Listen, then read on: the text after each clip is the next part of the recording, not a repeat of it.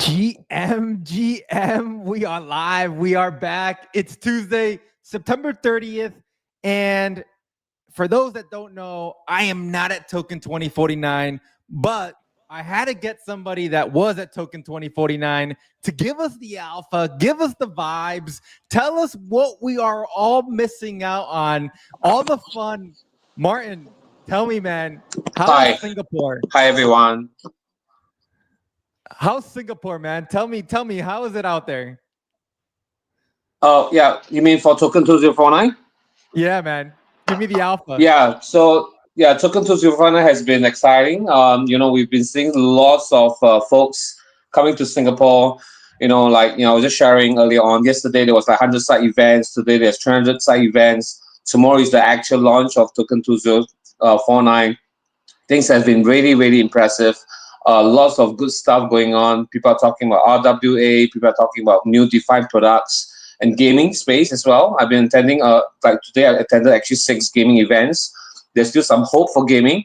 People are now focusing more on the game rather than on the FI and trying to work out what are the right models for Game 5 moving forward. What the crossroad, how do we overcome the challenges, and share some great insights about looking at the crystal ball, 5 years down the road, what kind of the gaming trends would there be in the market, and how Web3 can really help to expedite that kind of growth. Yeah. What do you think, like being there at Token 2049, you said there's hope for gaming, but what do you think it is that has like been the obstacle for us to not have that hope? What's the conversations like now there that you're there and you're building a gaming platform? How are you overcoming the stigma, the current thesis or state of Web3 gaming? Right. So I think it's back to the fundamentals. Gaming is always a ever blue ocean industry. It is still growing in double digits, and it is still basically there's like 3 over billion gamers out there still playing mobile games, still playing CDK games, PC games, console games. So the unfortunate part about the early phase of Game 5, which a lot of us have spent through, is most of those games are not actually really developed by game developers, because when game developers develop game, they look into the fundamentals of game design, the game engine, the leveling, retention, product lifespan, doing beta tests, finding out what is the 3 days retention, 7 days retention, 30 days retention. None of that really exists during the first phase of Game 5, which we've seen in the early days of 2021 to 2023. So that's why when they try to put the tokenomics into the Game 5, that tokenomics actually doesn't balance up with the game economics. Because being a game, you should be able to spend endless credits without affecting your gameplay. By instilling a tokenomics, which more often not, it is a limited supply, that will actually affect the impact of the gameplay and the consumer and the gamer's experience within the game. And of course, without a sustainable model, when the game developers can't really monetize on purchase of the items, because more often not, they let all these game assets, which whether we call it NFTs or game assets, are being distributed to all the gamers. Then how is the developers going to survive? There's no sustainability there. They're still going to have their running costs. So the whole business logic behind the first phase of Game 5 is not going to be successful, which is proven for itself. Now, having said so, we do see a lot of game developers, including the indies of Solana Gaming, which we visited them in Vietnam a couple of weeks ago. You guys did a tremendous reality show, and we're very lucky to be actually there on the last day, and we actually did a chit chat corner, talked to a lot of these indies. They're very excited about what we are doing, because in the normal gaming ecosystem, other than the game developers, more often not, game developers will also need to work with distributors, need to work with publishers, need to work with distribution platform in order to get access to the users. But when you have to look into that, you also have to look into the fact whether you are in the right consumer target you're trying to look for to play your games. So the right partnership, the right platform, you need to put it together. Is actually more of it's not science, it's more like an art. You need to go out and really socialize around to get to the right channels for you to get the games out in the market. So So I think one of the biggest trends we see right now is more developers are very serious on the game part. It's not so much on the FI part, which the FI part is mainly meant more for rewards, for loyalty, for retention, rather than making, like this morning I shared in my conversation, gone are the days and there shouldn't be any gamers expecting to, own a yacht or the expensive Aston Martin after playing Game 5. Because that doesn't make any sense, any economical sense. If any gamers can make that kind of money, that particular game is bound to be a Ponzi, for sure. Because if you look at traditional games, the margins that we're looking at is typically about 70 to 60% of the revenue. So if that particular margins can be redistributed back to gamers or for all the active gamers, then that makes sense. It's a logical sense. So, for those very active gamers, they might get certain better rewards. And that's what actually the NIBE is trying to do. We keep all the games Web 2 for the time being because all the games should be Web 2. We're working with all the big titles that they can think of, that you are already experiencing in Google, Apple, or Steam. We brought it live to you through our platform. But all the rewards come from the platform because we are the one that's doing the publishing. We are the one that's doing the distribution. We take out a heavy chunk of the margins to be redistributed back to all the users through a token model. And guess what? This is a very safe method because we are backed by a listed company, which is listed in US, NASDAQ. So, the objective of the company is over the next 3 years, we're not going to make any profit from this whole project. What we wanted is just to capture the market share. So all profits from the company, including new capital funds raised from the traditional financial market, will be used to actually buy back tokens from gamers to ensure that the price will be stable, will be scalable and sustainable. Martin, I'm booking a flight right now to Token 2049 because you gave me FOMO, man. Yeah,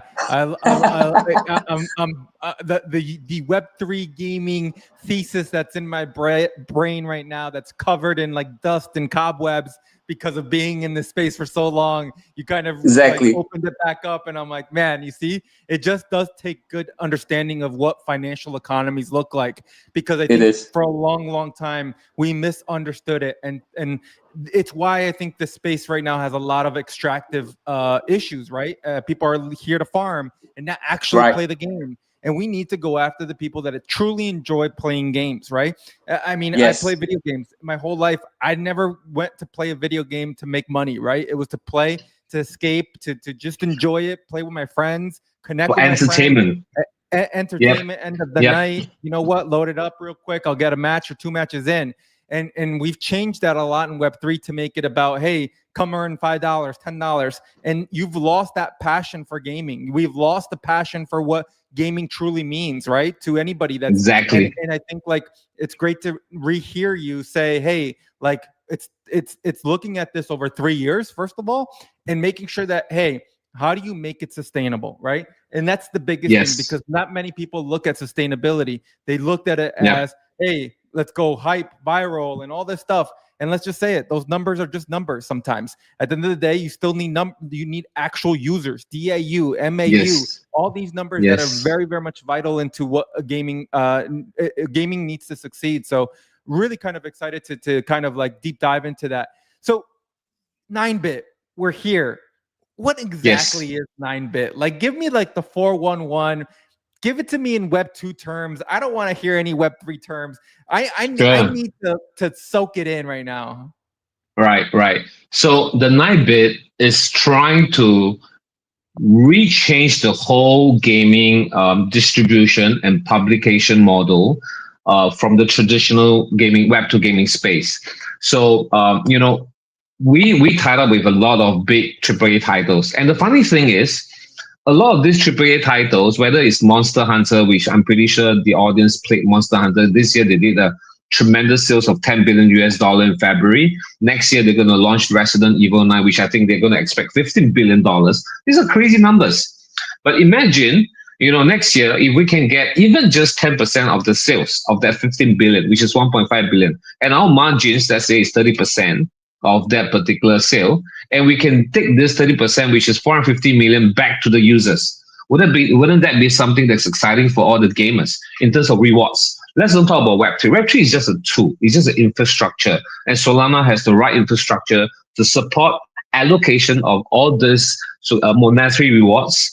There's immutable, there's transferable, there's transparent, it has high security features to gut the rewards the users can have literally back to their own pocket, which is their own asset. And we're going to create like kind of a new terminology for our project. It's actually, people talk about RWA here and there. We are talking about the real games world asset. How do we give the real GWA, the game world asset, back to the users? So the Nightbit, in short, we publish, we distribute, we market all the AAA titles, CD keys, mobile reloads. We also created this thing called the Gamers Marketplace, because currently gamers, for those that play FC 26, Football 26, NBA, you guys can actually trade the items among yourself. Keep it free. You don't have to be bought down with all these things. You have additional Robux points or diamonds, they call it. You can trade it on our marketplace with other potential Roblox players. So that's what we are trying to offer here. We allow the gamers to, just be very free, not tied down to any policies, because we kept it open. We just give it back to all the users, redistributed all these margins back to the users. Users get to actually enjoy the games. As far as the game is concerned, it is being done that way. Now, the interesting part is we created this thing called the space, the Nightbit space. So why we did this? Because we realized a lot of these big Web2 internet companies are trying to create their own private social network right now.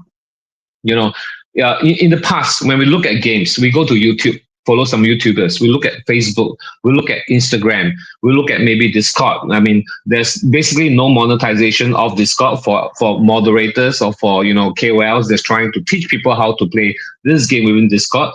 But we make this to become like a part-time career for all these KOLs, for all these community leaders, or even all these moderators to start their own space within the Nightbit. It's actually a mini combo of Discord and Twitter or Instagram that we combine into one, and it allows the space owner to mine our tokens. We actually literally allocate 8% of the tokens for space owners to mine it, and it's being measured by new users you are bringing on board a day, how many users are being active on your space, doing all the posts and comments, and most importantly, are they really spending on the games, on the platform? By doing all this thing, you are directly rewarded for doing the referrals. So it's a win-win situation for the leaders. It's a win-win situation for the gamers. And guess what? It's also a win-win situation for the content providers, because out of the ecosystem, we allocated quite a hefty chunk of the tokens for all these big titles. So the funny thing is, I want to kind of re-emphasize on this, which is very important. Are the big Web3 game companies keen to explore into Web3? All the big content providers, they are very keen. But they are not willing to risk their current game by having tokenomics which might affect the whole entire game economics, because they want to keep it that way, and they don't want to jeopardize their golden goose that's laying the golden eggs for them. But however, being a platform, what we can offer for them is you don't have to get into Web3. We will settle the Web3 for you. You just need to give us more margins, and we'll settle that accordingly, based on the user's performance, based on the daily task. We just use a very smart contract, kind of automated policies that's already been set since day one, and they get to get all the benefits using Web3. So in a way, you are kind of like, like touch with Web3, but you don't have to jeopardize whatever you're doing now. That's the reason why we managed to convince a lot of big titles like Genshin Impact, Ragnarok, Mobile Legend, PUBG. We're bringing on Delta Force pretty soon. We have like Resident Evil, Street Fighter, Capcom. We're talking to GTA. They're very keen to come in. There's so much more that's in the pipeline. It's crazy. It's crazy because we're showing that this model works. Yeah, it's also really interesting and great to hear is that you're bringing games, right? Games that are playable, fully playable, and then having them kind of explore Web3, right? Make them crypto curious, right? I think that's truly one of the most important parts of all of this in gaming, right? I even see the chats that people talking about Off the Grid. And I think Off the Grid has done a phenomenal job at making it crypto curious, right? You play the game, the game is at the forefront. You want to explore crypto, you can. But if you don't want to, the game is still fun.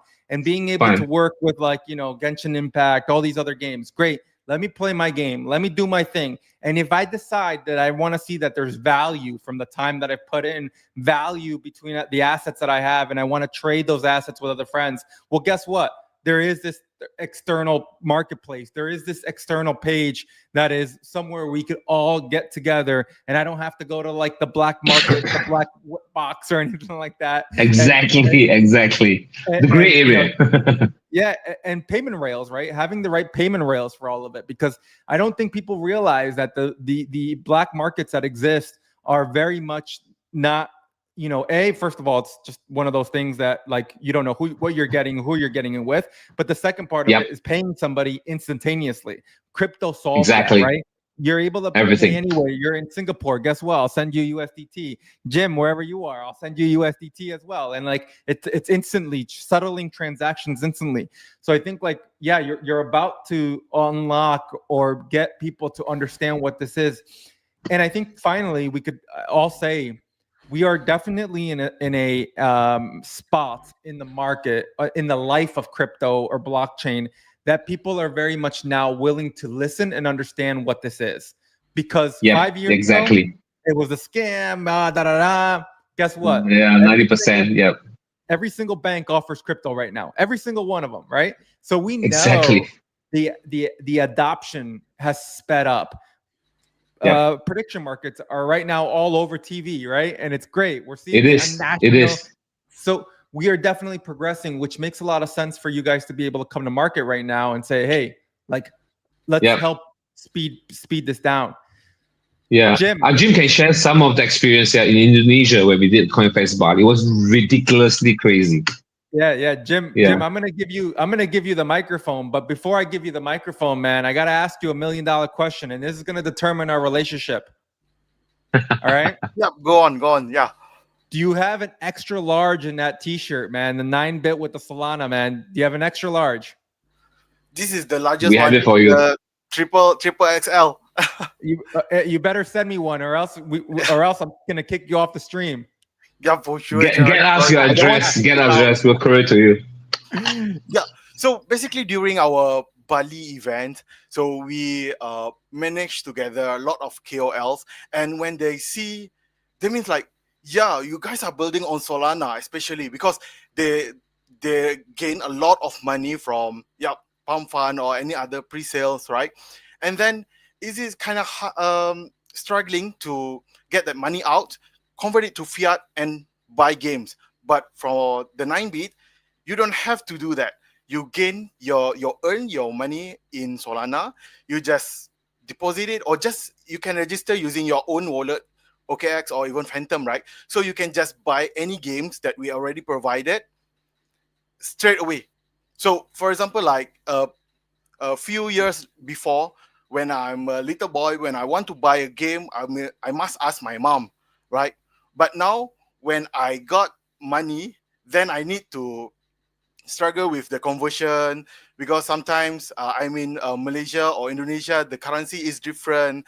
But here with the stable coin, with the price, it is globally available. It don't have like the downtime. So like how bank usually have when we really need it, sometimes we cannot do the transaction because of the downtime, right? But with crypto, with global accessible, we can have it anytime we want it, especially Solana. I don't think that we have any recent rate, right? Everything no is hiccups. very, very, very fast and very, very. So because for the 9-bit, when we talk about games, they are not talking about how they can earn. Before this, during 2021, maybe we have a lot of games like people buying NFTs, and then they cannot get this ROI, it's stuck, money stuck, and then they try another game and then stuck again. But this, they just want to play a game. They just want to enjoy. Usually they are going to normal traditional Web 2 game platform. But when they buy the game, that's it. But with the 9-bit, you can buy it, gain the points, and you do some tasks, you earn also the points, and you can convert it to get a discount on top of what we already offer them in the 9-bit. And then the funny thing is, when I talk more people, so we have three three pools of communities. So basically, I'm Jim, the growth community. Sorry for the late introduction. So I'm more about the community, how community look at us, what we can gain from them, what benefit they can get from us. So we have these three kind of pools. So the first one is Web3 savvies, of course, the one that already earn in Solana and want to buy games, and the 9-bit can give a cheaper, I mean like the points and then get discount more. And then second one is PC gaming. Don't know anything about the Web3, but they can instantly come in, and the buying USDC on Solana is very, very, very easy, especially we are using particular network. And the third one is mobile gaming. So this is the funny part. When I'm talking about the space, talking about Web3, and then people from the gaming world, mobile gaming world, ask me, so you guys going to treat us like a stepchild? Because you guys have a lot to offer for the games, for the points, but how about us? We love to play. This is actually happening during the YGG Filipinas. So they are going to do the HOK Bakbakan, which translates to a brawl, KOA brawl. So they are playing HOK, Honor of King, right? So now we can already reload our mobile game using the 9-bit, and they're asking if there are any promotions. So after we talk, and then we come out with a new promotions, only 0.99 cent to buy something that usually $10. So that's why people are really, really don't say like, I don't want to say like really blessed because of the 9-bit. I want to say like it's like a dream come true, because first they don't have to think about fiat, they don't have to think about I'm in Philippines, maybe this product do not support Filipino, like maybe in Thailand they not support baht. Everything is in USDC, and everything we can offer from the community monetization, gaming, PC gaming, the CD keys, and also now a mobile gaming reloads. So yeah, the 9-bit is blowing up now. Yeah, you know, man, like it's really cool to hear it and the way you explained it, because I think like there's something also to be said, right? It's you know, can games have sustainable tokenomics, right? Can games have tokens in games? Should games have tokens in games, right? And when I look at platforms like you guys, it makes a lot of sense to have a token for a platform, because then you could distribute rewards and whatnot. Exactly. But it's coming in through different games, right? It's bringing in players. There's ways to buy in and ways to interact. And so when I listen to and hear more a little bit of the way that you're explaining 9-bit, I'm like, oh man, like this is why I think that a infrastructure platform like 9-bit makes a lot more sense for them to handle the tokens and understand tokenomics rather than the game itself, because the game itself might become a little too extractive and you might lose the core focus of being able to go and gather more games that want to get involved. Yes, exactly. Yeah.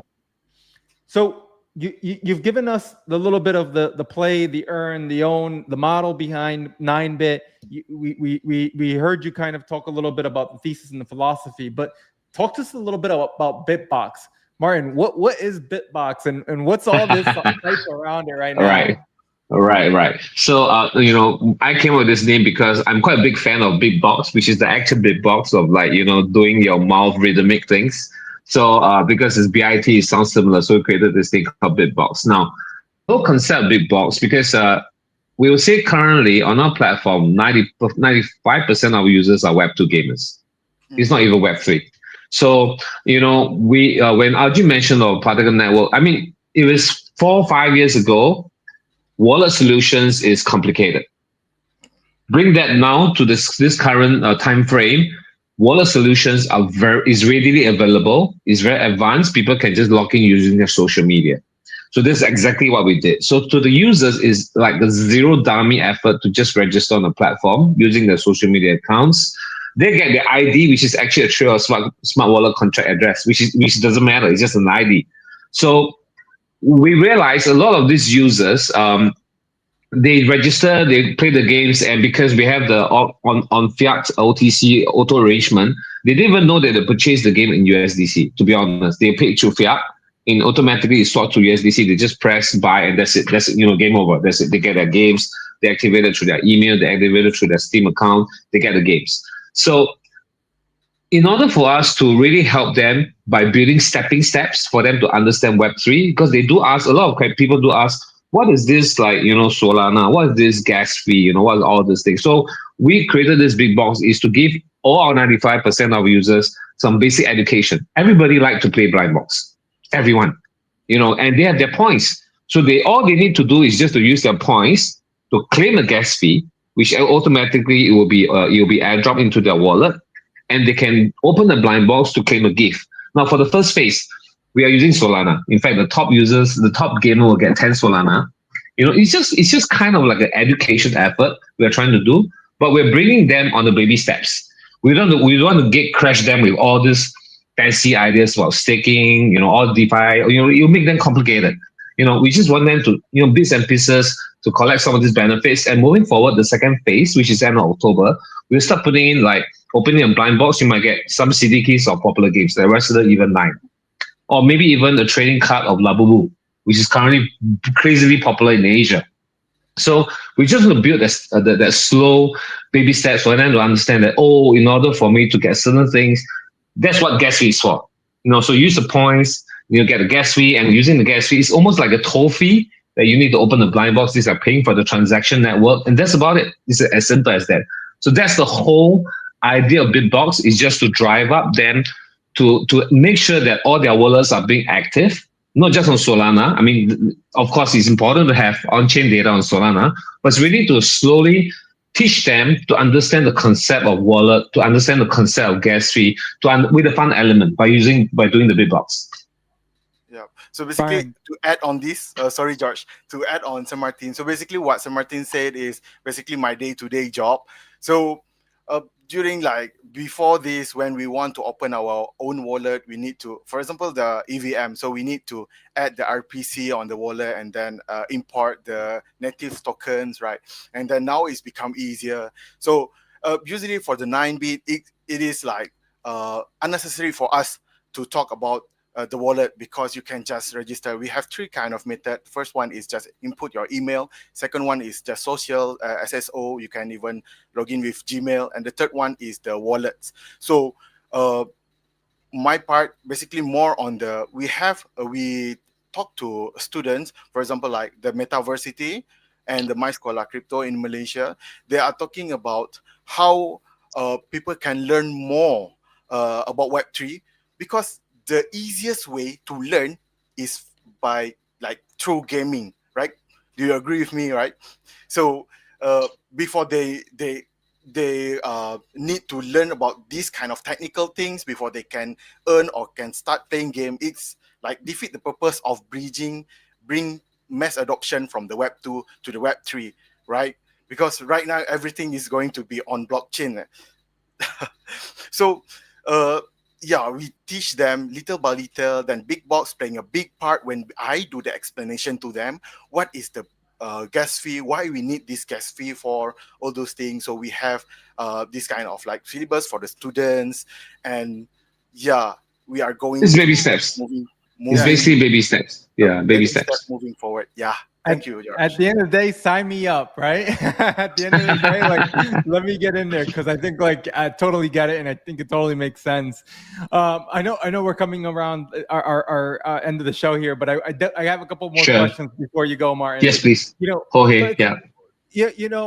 Being at Token 2049, what's that message you have for other founders, other people in the space? Why is it important to be at conferences?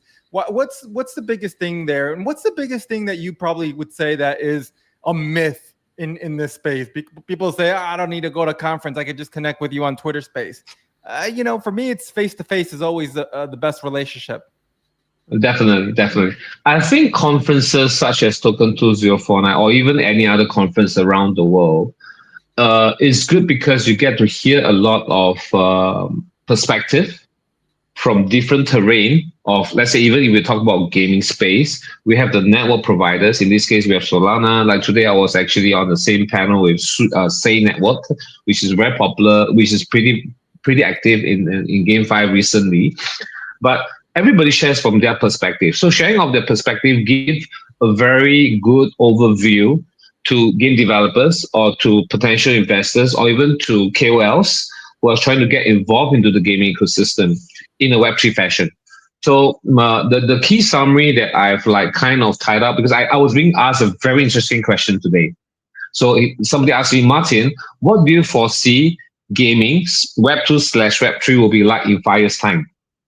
So so I said, let me look into my crystal ball. And if I make my guess correctly, you guys have to, record what I said today. Buy me lunch or dinner for at least like, each one of you that hear this, you guys have to sponsor me lunch and dinner for that whole entire year. So just a joke. So I told them games currently has been shifted a lot, even in the traditional space. There's no such more clearer line of like FPS or SLG or things are getting mixed because users get less time to play games. So we call fragmented time gaming. So one of the very popular game right now, I'm pretty sure you heard about this, called Whiteout Survival. It's done by it's pretty popular in the States, pretty popular everywhere. It's actually a combination of SLG, it's a combination of mini MMORPG, and it's also a combination of casual gaming. So things have changed and evolved that, it's really like trying to satisfy what does the new age gamers need first. So the fundamental I wish I shared with most of the people is you must be passionate about games. If you are not, don't even get into Game 5 because that will be a horrible dream for you. Don't because think that, Game 5 can make you a lot of money, that's why you want to come to game. No, you have to be passionate about games. So you have to play games, you need to understand what is gaming about. Then we go to the next step. Define the market that you want to tackle. And after the market you want to tackle, look for partners because there's a lot of ways to find funding. It's not just talking to VCs or raise funds from tokens. If a game is good, if you can get everybody to spend 10 cents on your games a day, for example, even like Bitbox, funders will come in and fund you. The sponsors will come in and fund you. You can find games through advertisements. You can find games through sponsors, building a game for Nestle, building a game for Under Armour, even building a game for NVIDIA, for all we care, to come up with some kind of crazy ideas. So things are going to be more fragmented. And I also emphasize one thing, that the role of game developers might change because of AI. So AI is providing a lot of agent to help gamers for the gaming industry to really fuel growth, because everybody is going towards UGC right now. Look at the growth of Roblox. You look at the growth of Minecraft. Everybody believes in user-generated content. So who are the key people that should be looking at games? It's actually the content creators and the KOLs, because they are the one that bring the traffic. They are the one that come up with the content. And with all these AI tools that's made available, everybody can create their game. It doesn't have to be complicated. So one exciting part about the 9-bit, I'm not trying to do some promotion for us, but we are coming out with this first AI GD tool, AI game development tool, that function like a Roblox, that everybody can create their own casual games. Currently, we're just at that level, not something complicated, because complicated, you need to have additional agent for you to ever, to get to the right tier of complexity within the gameplay. But you can have an Angry Bird with your own face. You can play, Tetris with, instead of the normal shape, you can make Tetris into triangular shape. So all these are possible. But let the content creators enable them to do this, because everybody is driven by UGC right now.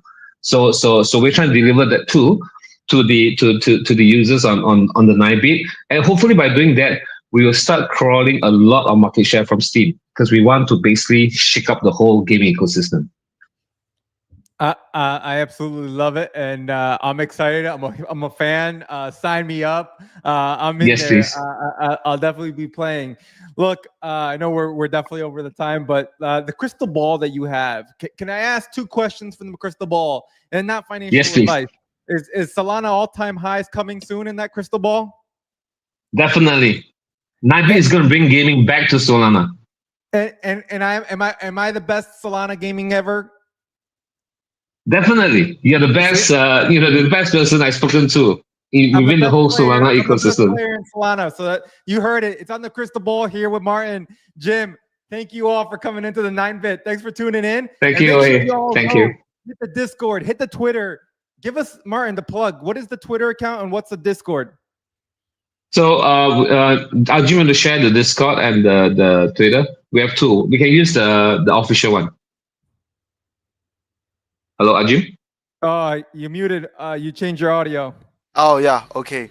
So our Twitter, it got the golden tick one, the 9-bit underscore official. So that is the one. There you go, man. And for yeah. Make sure we go follow. Make sure you go join. Make sure you go tag Jim for the T-shirt, man. I'm Jim. I'm gonna get in there right now. I'm gonna be sending you my mailing address. Okay, Yeah, please I'm do. going to. Jorge. Thank right, you so guys. much. Thanks, everyone. Thanks, everyone, the audience. Thank you so much.